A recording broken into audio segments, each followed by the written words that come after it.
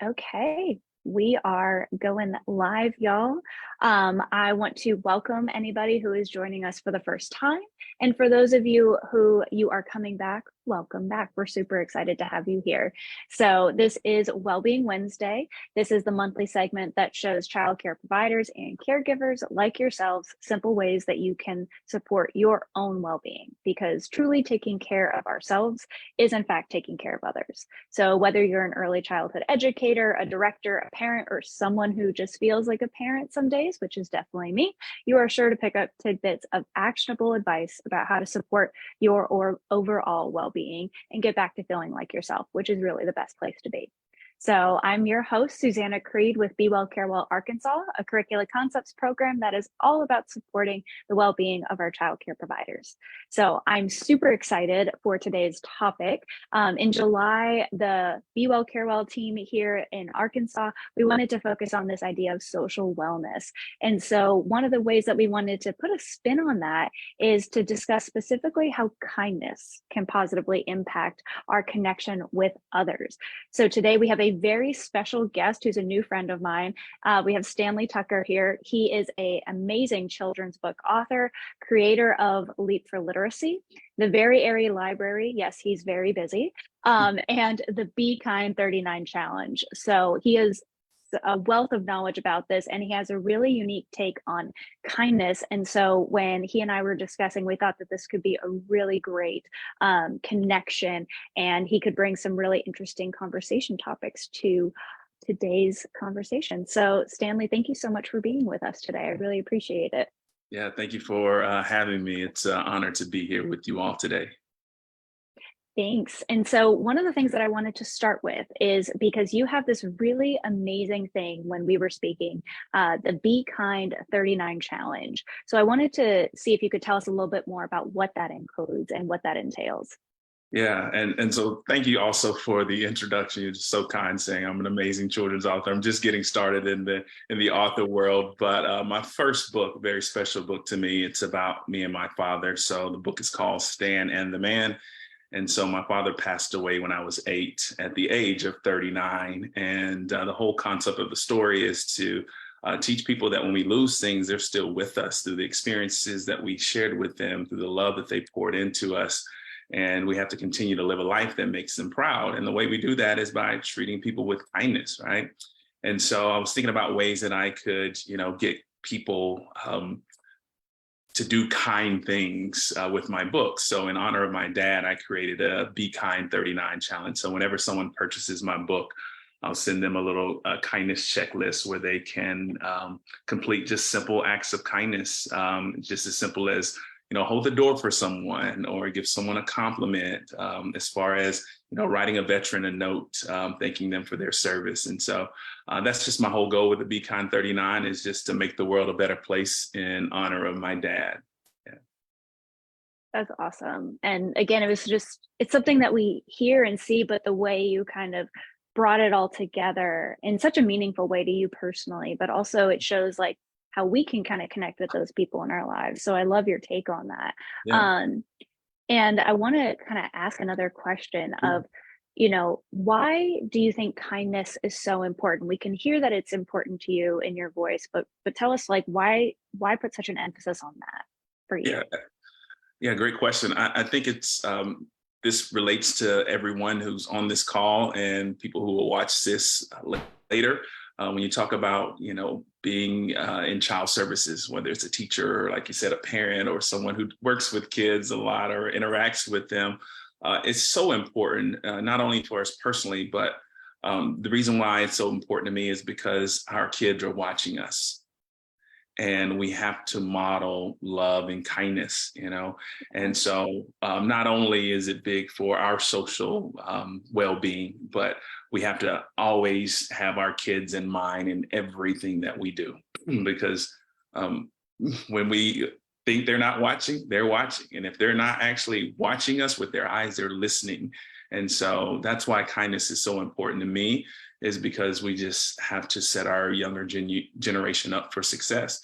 And the thing is, it's simple, it's free, it's positive, and so and it's healthy. And so it's it's a research saying that it takes more muscles in your face to frown than it does smile. That is true. So, That is yeah. true. And so it's just easy to do. It makes you feel better. And um, we want to encourage the younger generation to always be kind and make that our number one focus. So that's why it's important for me. And I think it's very important for anyone who is in front of children. Yeah. So something I think I actually left off, which is really key, is, you talk about, modeling this for children, but I actually don't think mentioned that you actually have been a classroom teacher. Can you tell us a little bit more about kind of your background in, education and how you saw kindness either play out or maybe the lack of kindness play out and kind of giving us that teacher perspective? Yeah, growing up, I thought that the classroom was the only way to impact a child. I grew up in a small town, just not a lot of exposure to nonprofits and other organizations that worked with kids. So that was my route to impact kids. And one of the best experiences in my life, my kids in my class, any teacher that's listening to this, they can relate. Your kids are your kids; they're your family. And, Yes. it's just really big for me. I set my expectations day one about kindness and respect, and I told my kids, what we're going to do in this class, we're going to love one another. We're family. We're going to be spending 180 days together, and we're going to like each other. We're going to treat each other with kindness and respect, right? And so just setting that standard up front, it sets the environment, and easy to go back and reflect. Hey, was that kind? Did you treat your brother, your sister the way you want to be treated? And so it was easy for me once I set that expectation to refer to it later on in the year. And now, obviously, even though we get angry at our loved ones at times, and I get that, that's going to happen, but we also need to reflect on our behavior when we do get angry and go back and make sure we apologize and don't let those things happen again. But yeah, that was my whole take when I was a teacher, is just setting that expectation that, the first and foremost thing, I don't care if we learn our times tables or, whatever science lessons, whatever you want, the standards are. I don't care if you learn that. What you're going to learn is how to, be kind to one another. So that was just my big thing of being a teacher, was just teaching kids how to treat one another. And it's so interesting too, because, especially with early care and education, that 0 to 5 age range, it's not necessarily quite as structured in the lesson plans, but it's really molding those values and kind of how you interact with the world. And it's interesting to hear you kind of take a little bit of a different perspective, I feel like, than what we sometimes hear in education. It's so much, especially because I think you taught second grade. Is that right? Yeah, I did second grade. Sorry, I didn't Okay. good memory. No. I was testing my own memory there. But with second grade and in more grade school, it's more about the lessons and the tests and different things. But you had a very interesting thing where you said, first and foremost, I want you to learn about kindness and respecting each other. How did you see that play out among the kids that you taught? Maybe you've done that from the very beginning, or maybe what your first couple of years you didn't do that, and just kind of tell us about what you observed from the kiddos when you were focusing so much on that piece. Yeah, I what I saw in my classroom, because I had a very unique situation with my first year students. I had the opportunity to teach them, most of them, during my student teaching, and then I got to loop up with them when I got my full-time job. And so I was able Oh, to that's see awesome. them. Yeah, I was able to see them from the perspective of being a student teacher, and we're not saying that kindness wasn't a focus, but day one we didn't talk about that. That wasn't an Yeah. expectation. The first expectation, and so And you um, evolve as a teacher too. So, and right. that's why I ask, kind of like in that evolution too. Yeah, I definitely saw a more thoughtful, empathetic group of kids. Now, were they always kind? No, not always. You get on the playground and you're fighting for the balls, and Hmm. but it gave us opportunities to reflect on our actions, which I think, I can remember like starting from the beginning of the year of, just behaviors and the end of the year.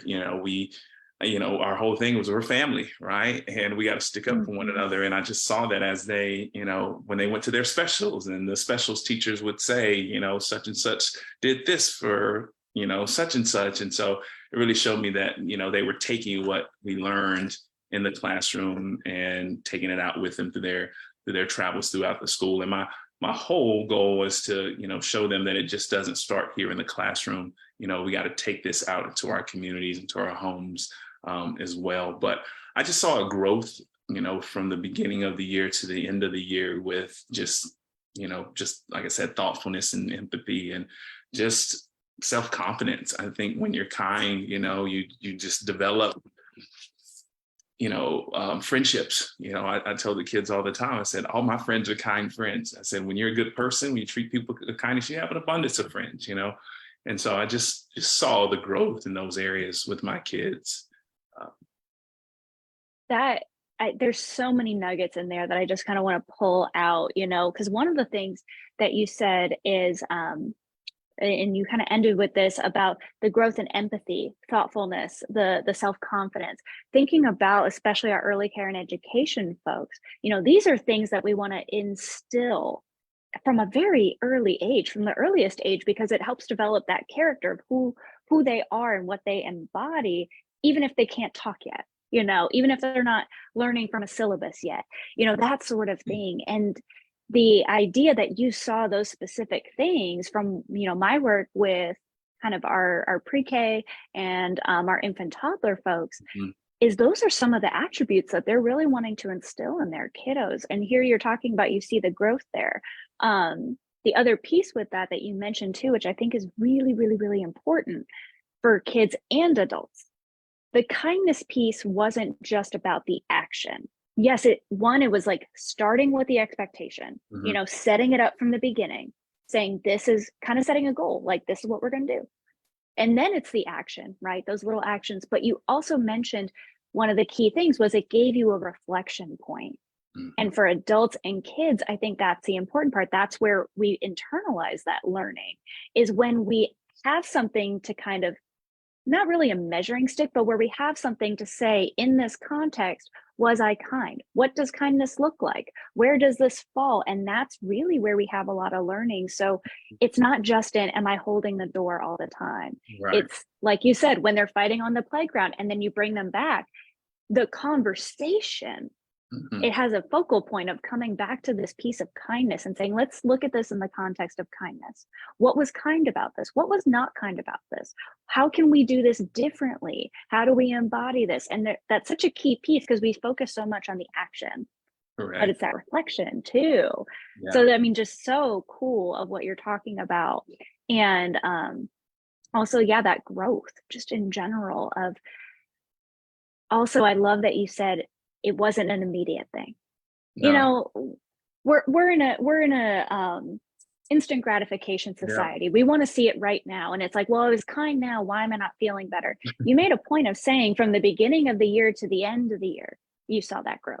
Right. So for our kiddos and for ourselves as adults, it's again, the starting strong, taking the action, having those reflection points, and realizing that the small actions, all these small things that are actually really doable, not necessarily like I'm going to start a whole nonprofit. Now you did that, which is awesome. Good for you. But not everybody, that's where their kindness is going to come out. Right. And so it doesn't have to be this giant thing, but these little things over time, when you look back, you're like, oh, wow, there's a lot of growth there. So I love all these different nuggets that you pointed out that I think are so crucial when we think about this idea of kindness.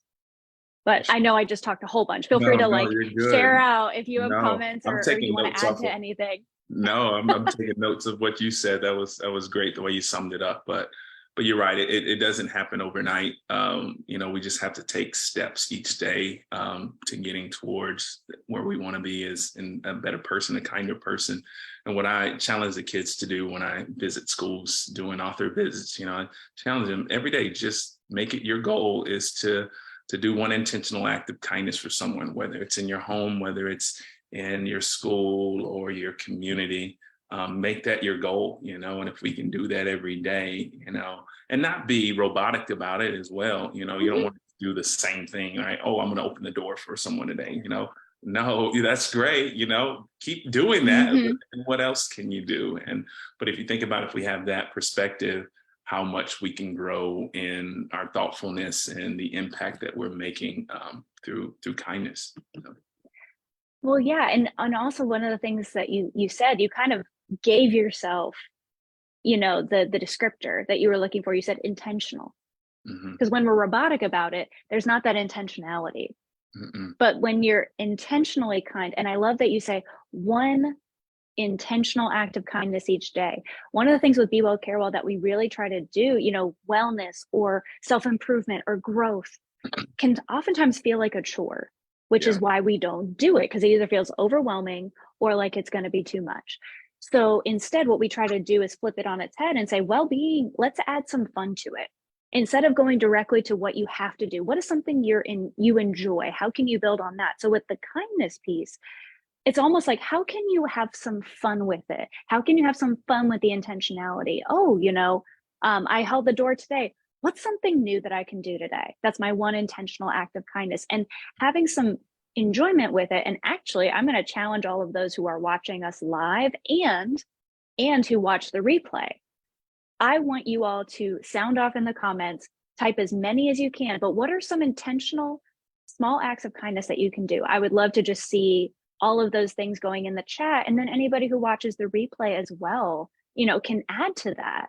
But, any little thing, picking up a paper for somebody if it's dropped, holding the door, watering your plants, or maybe singing to your plants, but please share in the comments, like, what are small ways that you can practice kindness each day? And you can also add, how can you encourage your kiddos to do the same thing? Because we're talking about adults and we're talking about the kids. As the adult, you're modeling it. That's one of the important things, that you model it. And you want to make sure that it's adaptable for the kids. Ooh, yay. Okay, we're getting some comments. Smiling and saying good morning to a stranger, checking in on a friend each morning, smiling at someone, right? Smiling at somebody instead of just giving them the head nod. Like, it can make someone's day. We don't know what they're going through. So never know. Yeah. And it's just a simple, even for us adults, I got a good laugh the other day. I'm constantly at the post office. They all know me because I'm shipping books out, constantly.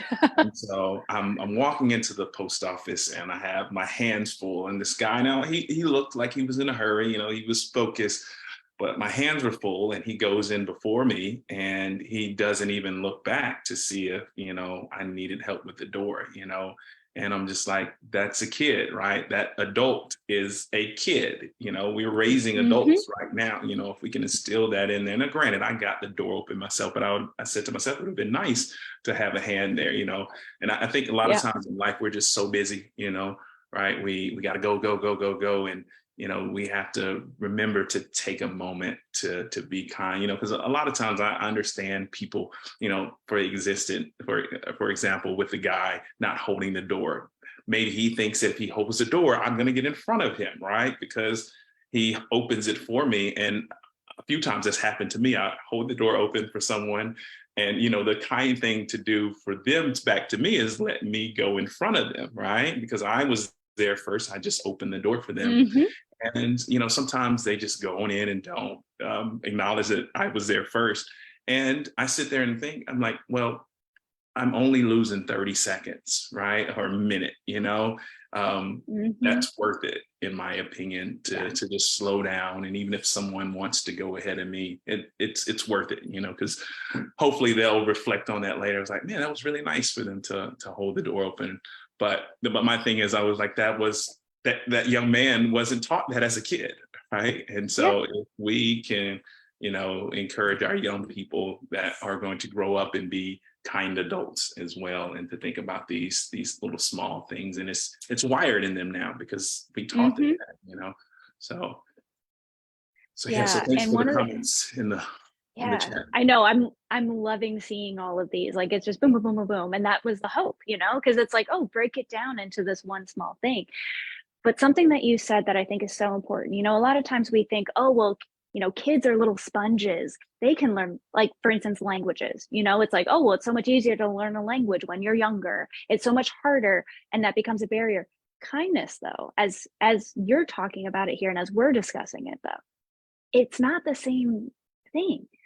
That we can teach adults through our actions. We can model it. It is something that is easier to rewire in a sense than some of the other things where, oh, it's easier as a kid. No, no, no. Right. Kindness, it does not fall into that category.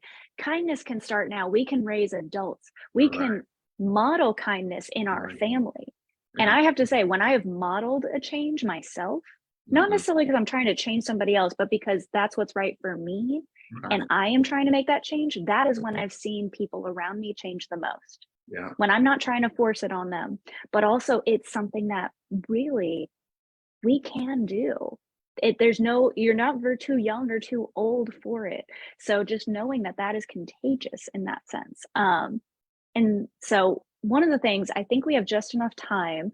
And I'm kind of putting you on the spot, Stan. Yeah. I apologize. Also, No. for those of you who are here in the live, stay until the very end because Stanley has been very, very kind to donate one of his books to a very lucky attendee today. So we're going to do a drawing for the winner of that at the very end of today. But before we do that, Stan, when I met you, you talked about this really great kind of circle, kind of the circle of what started in your classroom and kind of the book fairs, and Mhm. then how that led into you even connected it with your Be Kind 39 challenge and how you became an author and your Leap for Literacy, and then how you kind of loop it back into that kindness. And I'm wondering if you might be willing to share that story with us, however much or however little you want to share with us. Yeah, yeah. So I'd love to like paint the whole picture of how all of this started and just how it feeds into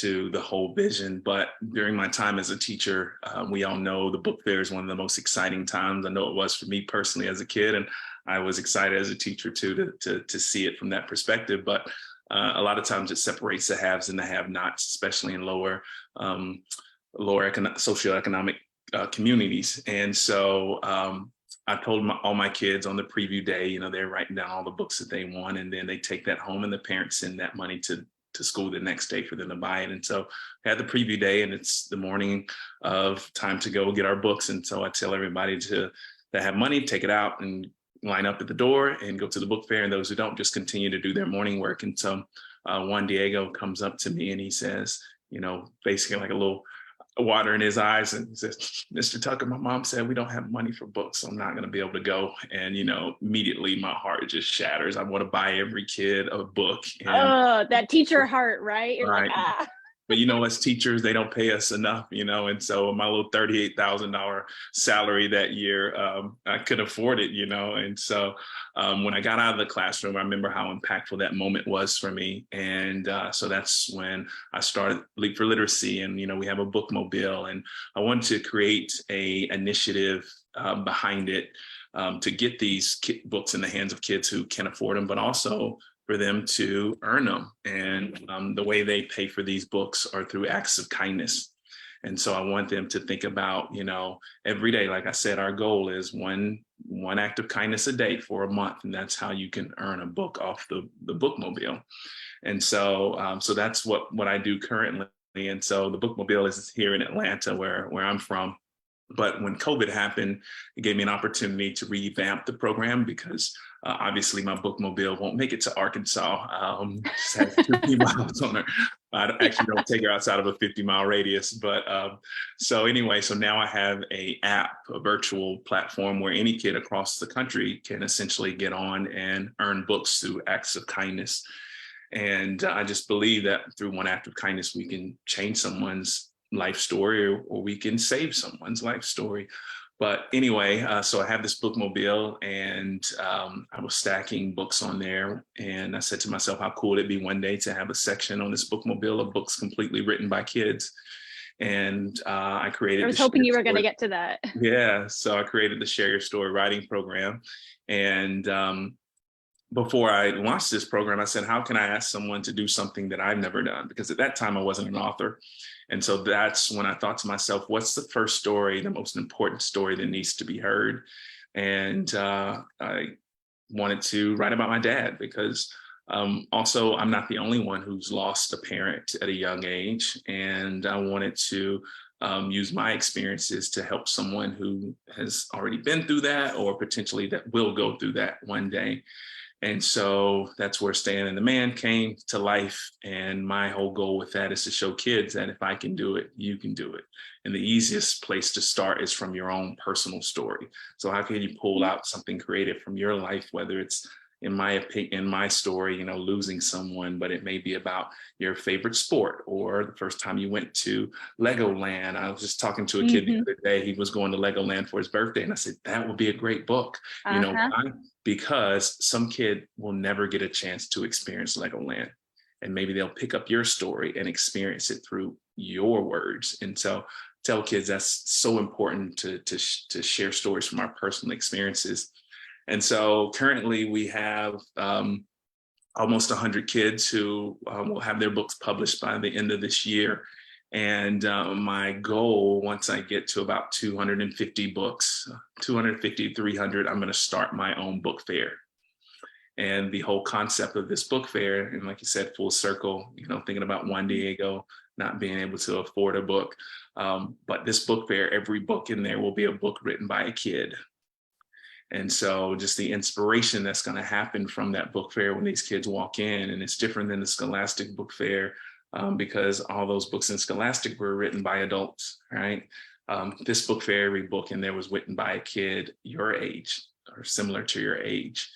And my goal is to, once I get closer to launching it, is to find supporters that will donate money to these schools or to the book fair, to where every school we go to, we want every kid to at least get one book for free. But the way they get that book for free, they have to earn it through their acts of kindness. So it'll be the same kind of concept to earn a book from the book fair, the physical book fair. They still have to be a kind kid. And so that's my whole goal of creating that thing, that full circle of going back to my kid not being able to afford a book. And now I create my own book fair where these books are still accessible. And if you're kind, you do our kindness checklist. You know, I'm just saying Microsoft or Apple is going to buy your first Yeah, book. You know, hopefully they're listening. So Apple, Microsoft, or whoever. I know, right? So yeah, that's my whole goal with my program, is to inspire the next generation of kind storytellers and well-read storytellers. Right. It's just such a cool concept, and you always do such an amazing job, because this is just, you know, you can tell that that's where your heart is and just how it all kind of connects. And so I was really glad that we were able to have some time to be able to like have you share that with us. And also just kind of building awareness, not necessarily like a plug, but just like building awareness. You know, you do have these share your story curriculums Mhm. that I think are K through 12, right? And Right now, pre. it's aligned with the standard. So state standard is aligned from pre-K to fifth grade. We're working on 6 through 12. Now, through the Okay, summer, that's what it is. anyone from K through 12 can participate in the program. It's just not aligned with state standards during the summer. But yeah, right now, anyone pre-K through fifth grade can sign up for the curriculum and run it through their school year. And I was just in Little Rock last month, and I guess about 400 students there are writing their stories this summer. So I'm excited to hopefully publish a couple of their books this summer. Awesome. Yeah. So if anybody is a teacher on this and you work with pre-K, or if you're interested, I know in the comments we'll be sharing Stanley's website. So feel free to go there, check it out. And then I think we are at time, but we're going to go over just a few moments so that we can do our giveaway. So Sarah, if you can, I think Sarah Paul, most of you know her, but she's going to be helping us choose the winner of the giveaway. So while she is doing that, Stanley, I want you to kind of share a little bit about the generous gift that you are giving and share a little bit about what it is. Yeah, so I have a couple of books right now. And so the one that we focused on was our new book, which probably be great for a pre-K classroom. I know a lot of pre-K, early childhood folks are on this call, but it's our first book from the Very Airy Library show. And so that's one book that we promoted. But if you win and you want one of my personal books or any book that I have authored, I'll let you choose that. But the one that we listed was the Very Airy Library book. But if you want something different, just let me know and I can make that happen for you. So a book of your choice. That is so kind. Well, I'm very excited because Sarah Paul was very, very fast, and Oh, we wow. have our winner. So our winner is Miss Nicole Hughes. Yay! So Nicole, I will probably message you after this on Facebook so that I can get your email. And then what I can do is, Stanley, if you're okay with it, I can connect the two of you so that she can learn about the different book choices, and you all can, and Stanley will work with you to mail that out to you. Again, we want to just thank you for being so kind in offering that to some of the educators that we work with. So Nicole, check your Facebook messages. I will be messaging you later today. So I think that is all the time we have, trying to stay on schedule. But again, thank you so much, Stanley, for joining us and just sharing just so much about your amazing experiences and giving us this different perspective on kindness. It's just been such a pleasure to have you. No, thank you for the opportunity to share my story. And thank you for everyone who joined us live and those who will be watching in the future. And just remember, the more you do for others is the more you do for yourself. So remember, you're not just being kind to others, it's actually helping you. So remember that the more you do for others, the more you do for yourself. I love that. Well, thank you so much for helping us end on that. For those of you who don't already, who are watching, please make sure to check out Stanley's website in the comments down below, and also follow Curricula Concepts on Facebook and Instagram so you don't miss a thing and you don't miss any future Wellbeing Wednesdays. Feel free to share this with your friends, coworkers, family members, anybody who you think would enjoy learning about this awesome topic and hearing from Stanley. And if you are interested in joining Be Well Care Well as a child care provider, please feel free to check out the information down in the comments below. But this has been another Wellbeing Wednesday. I'm your host, Susanna Creed, and we will see you next month. Bye, everyone.